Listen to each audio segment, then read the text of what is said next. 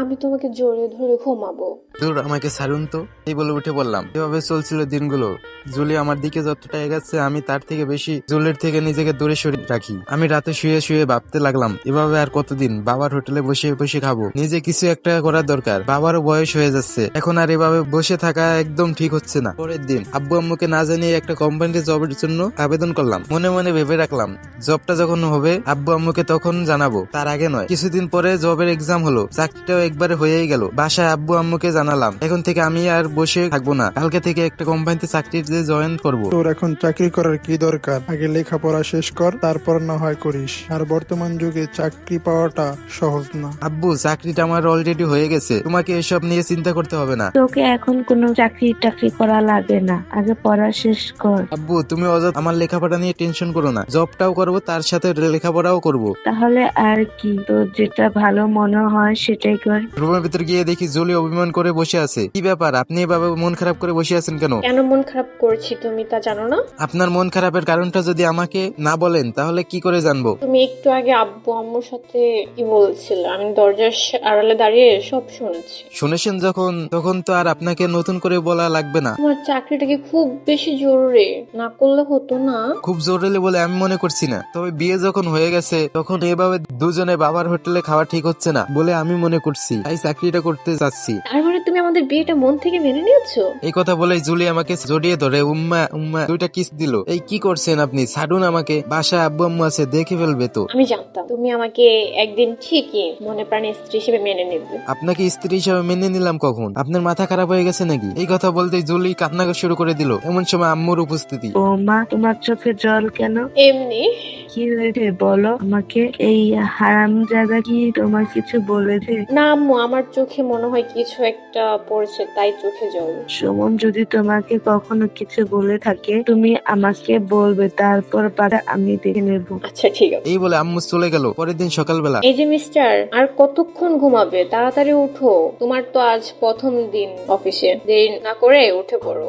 তাই তো, অফিসে যেতে হবে যে। এই বলে ফেটে শুয়ে উঠে নাস্তা করে আম্মু আব্বুর কাছ থেকে বিদায় নিয়ে বাসা থেকে বের হবো, এমন সময় জুলি সামনে এসে দাঁড়ালো। কি হলো, ওইভাবে আমার পথ আটকেছেন কেন? অফিসে যাচ্ছ ভালো কথা, চোখে যেন সংযত থাকে। কেন, চোখ সংযত রাখার কি আছে? আমার চোখ তো কোনো সমস্যা নেই। তোমার মতো ছেলেদের নজর ভালো না, তাই রাস্তায় যখন চলবে কোনো মেয়ের দিকে তাকাবে না, আর অফিসের মেয়ে কলিগদের থেকে দূরে থাকবে সব সময়। আচ্ছা, মনে থাকে যেন। মনে থাকবে। এখন পথ ছাড়ুন, দেরি হয়ে যাচ্ছে। আচ্ছা যান এবার। আমি গেট থেকে বেরিয়ে রিক্সার জন্য দাঁড়িয়ে আছি। পিছন পিছন ঘুরে তাকিয়ে দেখি জুলি আমার দিকে তাকিয়ে আছে। আমি তাকাতেই জুলি মুখ ঘুরিয়ে নিল, হয়তো লজ্জা পেয়েছে। কিছুক্ষণ পরে একটা রিক্সা আসলো। রিক্সাওয়ালা মামা যাবেন? হ্যাঁ মামা, যাবো, ওঠেন। তারপরে আমি অফিসে চলে গেলাম। আজ যেহেতু আমি অফিসে প্রথম দিন আসলাম, তাই টুকটাক সবার সাথে পরিচিত হয়ে নিলাম। সবার সাথে পরিচয় হয়ে বেশ ভালো লাগলো। অফিস ছুটি বিকাল 3:30টায়। অফিস শেষ করে বাসায় আসলাম। বাবা, প্রথম দিন অফিসে কেমন কাটলো? খুব ভালো আম্মু। যা, তুই ফ্রেশ হয়ে আয়, আমি তোর জন্য খাবার রেডি করি। আচ্ছা আম্মু। রুমে ঢুকে দেখি জুলি বেলকনিতে মন মরা হয়ে দাঁড়িয়ে আছে। আমি পিছন থেকে গিয়ে, কি ব্যাপার, আপনি এখানে দাঁড়িয়ে আছেন কেন? আর আপনাকে দেখে মনে হচ্ছে আপনার মন খারাপ, কারণ কি? কিছু না। কিছু না বললেই তো হবে না, কি কারণে মন খারাপ সেটা বলুন আমাকে। সারাদিনের মধ্যে কি একটি বারও আমার কথা মনে পড়ে না তোমার? মনে পড়লেই বা কি, আর না পড়লেই বা কি, কাজে ব্যস্ত ছিলাম। কতবার ফোন দিয়েছি, একটিবারের জন্য হলেও তো ফোনটা রিসিভ করতে পারতে। আসলে ব্যস্ত ছিলাম তাই। থাক, হয়েছে, আর মিথ্যা কথা বলতে হবে না, যাও ফ্রেশ হয়ে আসো। কিছু না বলে ফ্রেশ হতে চলে গেলাম। খাওয়া দাওয়া শেষ করে শুয়ে আছি। জুলি অবশ্য ঘুমিয়ে পড়েছে, আর আমি জুলির মিষ্টি চেহারার দিকে তাকিয়ে অপলক দৃষ্টিতে তাকিয়ে আছি। আমি জানি জুলি আমাকে মনে প্রাণে ভালোবাসে। কেমন করে জানি আমিও আস্তে আস্তে জুলিকে ভালোবেসে ফেলছি। আর এভাবে প্রায় রাতে জুলি যখন ঘুমিয়ে পড়ে আমি জুলির সুন্দর মুখের দিকে চেয়ে থাকি। আমি জুলিকে ভালোবাসি, কিন্তু এটা কখনো প্রকাশ করতে পারিনি, আর এত তাড়াতাড়ি প্রকাশ করতে চাইও না, কারণ আমার ভালোবাসা প্রকাশ করলে জুলির পাগলামি বেড়ে যাবে, সেজন্য। পরের দিন সকালবেলা অফিসে যাওয়ার জন্য সময় জুলি সামনে এসে, এই নাও টিফিনটা, সাথে করে নিয়ে যাও, করে খাবার আছে খেয়ে নিও।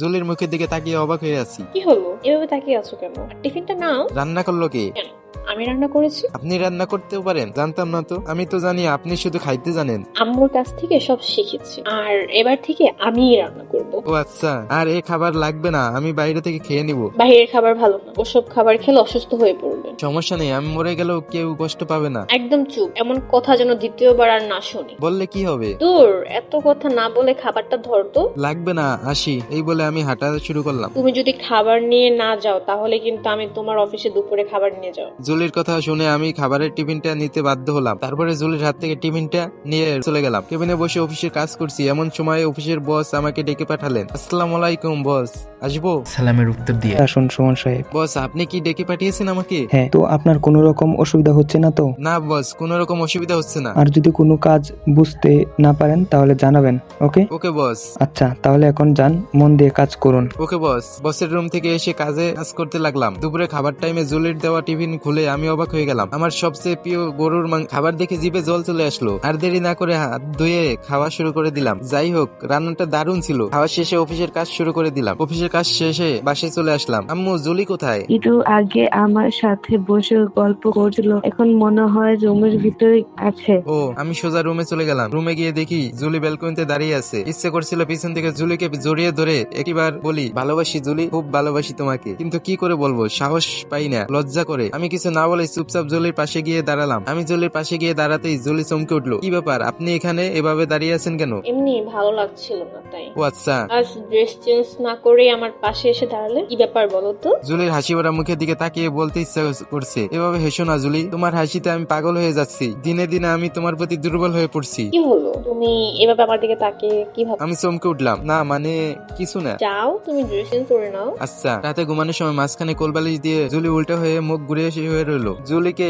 বলতে ইচ্ছা করতেছে, এভাবে ঘুরে না থেকে আমার দিকে তাকিয়ে থাকতে পারো না? তোমাকে বড্ড বেশি ভালোবেসে ফেলছি জুলি। যেই ভাবনা সেই কাজ, মুখ খুলে বলেই ফেললাম। জুলি, এভাবে মুখ ঘুরিয়ে না থেকে একটু আমার দিকে তাকাও। আমার কথা শুনে জুলি লজ্জা মাখা মুখটি আমার দিকে ফিরিয়ে হেসে বলল, তুমি আমাকে ভালোবেসে ফেলেছো তাই না? কই, একদম না। আমি সব বুঝি, অবুঝ না। এতটা যখন বুঝো তাহলে মুখ ঘুরিয়ে ছিলে কেন? কি বললে, আরেকবার বলো তো। কই, কিছু বলিনি তো। খাইছে রে, এখানে আর থাকা যাবে না, আগে পালাই, মনে মনে বললাম। কি হলো, পালাচ্ছ কোথায়? আমি কিছু না বলে বেলকনিতে গিয়ে দাঁড়িয়ে রইলাম। কেউ হেঁটে আসে শব্দ শুনে বুঝতে পারলাম জুলি আমার কাছেই আসছে। কি হলো, এভাবে উঠে চলে আসলে কেন? রাতের আকাশে তারার মেলা দেখবো বলে চলে আসলাম। তাহলে তুমি তারা দেখো, আমি ঘুমোতে গেলাম, খুব ঘুম পাচ্ছে আমার। এই বলে জুলি চলে আসতে যাবে, অমনি আমি জুলি হাত ধরে আমার বুকে টেনে নিলাম। করছো, ছাড়ো, আমি ঘুমাবো। এত টাটা কিসের, আমিও ঘুমাবো। তুমি তো আমাকে ভালোবাসো, তাহলে এত ঢং করার কি আছে? আমার আচরণ দেখেও কি বুঝতে পারছো না তুমি ভালোবাসি কিনা? আমি এত কিছু বুঝি না। কি বোঝো তুমি? আমি কারো আচরণে ভালোবাসা বুঝতে চাই না, মুখ থেকে শুনতে চাই। কিভাবে বলবো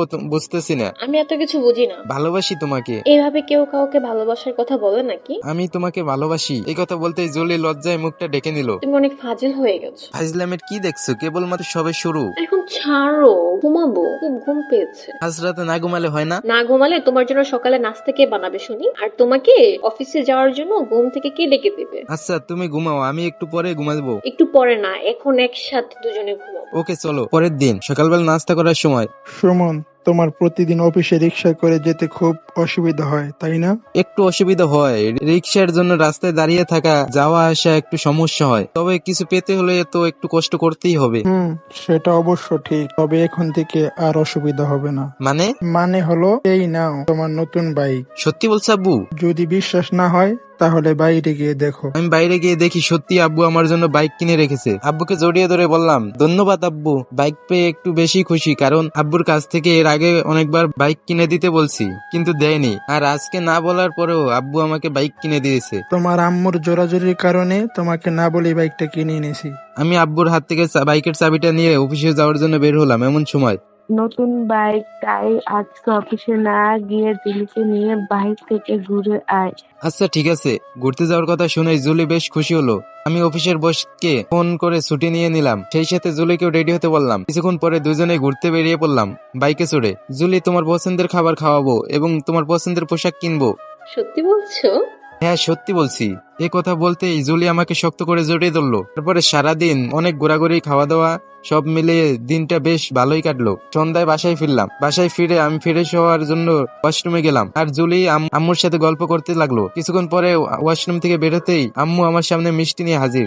করছো বাবা, এই মিষ্টি খা। না আম্মু, এখন মিষ্টি খাবো না, সারাদিন অনেক কিছু খেয়েছি। আগে কর, একটা মিষ্টি খা। আচ্ছা আম্মু, এই সন্ধ্যায় মিষ্টি কিসের জন্য? আরে পাগল, আমি দাদি হতে চলেছি। হয়েছি তুই বাবা।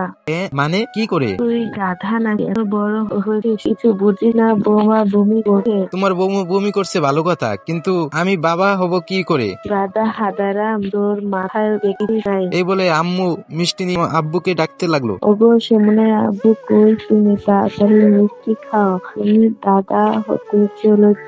আমি মনে মনে ভাবতে লাগলাম, আম্মুর মাথায় কি খারাপ হয়ে গেল নাকি? কি সব পাগলের মতো বলছে। জুলির কাছে যাই, তাহলে সব বুঝতে পারবো। কি ব্যাপার জুলি, তুমি বমি করছো আর আম্মু খুশিতে সবাইকে মিষ্টি খাওয়াচ্ছে, কাহিনী কি? আমার বমি করা দেখে আম্মু ভাবছে আমি প্রেগনেন্ট, তাই মিষ্টি খাওয়াচ্ছে।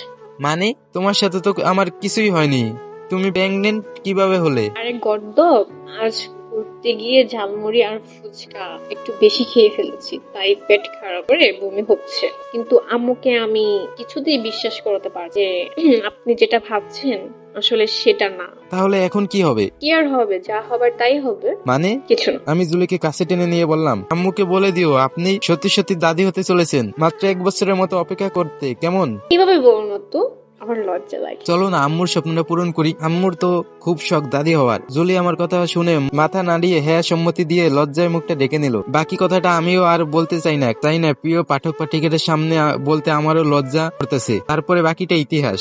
10 মাস পরে আমি অফিসে কাজে ব্যস্ত আছি, এমন সময় আম্মুর ফোন রিসিভ করতেই আম্মু বলল, হ্যালো সুমন, জুলি খুব অসুস্থ, তুই তাড়াতাড়ি হাসপাতালে চলে আয়, আমরা জুলিকে নিয়ে এখন হাসপাতালে যাচ্ছি।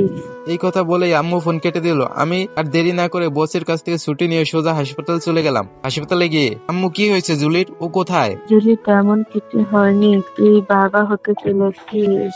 একটু আগেই ডাক্তার এসে একটা খুশির খবর দিল। সুমন সাহেব, আপনি কন্যা সন্তানের বাবা হয়েছে আর মা এবং সন্তান দুজনেই সুস্থ আছে। আমি আব্বু ডাক্তারের কথা শুনে বেশ খুশি হলাম, আলহামদুলিল্লাহ। তারপরে জুলির কাছে গেলাম, জুলিও বেশ খুশি। আমাদের থেকেও আব্বু আম্মু যেন বেশি খুশি হয়েছেন। একটু পরে জুলির আব্বু আম্মু মিষ্টি নিয়ে হাজির। আমার আব্বু জুলির আব্বুকে দেখেই বুকে টেনে নিয়ে বলল, বিআই সাহেব, আপনি নানা হয়েছেন। সবার মুখের হাসি দেখে মনে হচ্ছে এমন হাসি খুশি এই মানুষগুলোর মধ্যে আগে কখনো দেখিনি। কন্যা সন্তানের বাবা হয়েও আমি নিজে অনেক বেশি খুশি, কারণ কন্যা সন্তান আমি একটু বেশিই পছন্দ করি। তারপরে চলতে থাকলো আমার সুখের সংসার, দুষ্টু মিষ্টি ভালোবাসার একসাথে পথ চলা।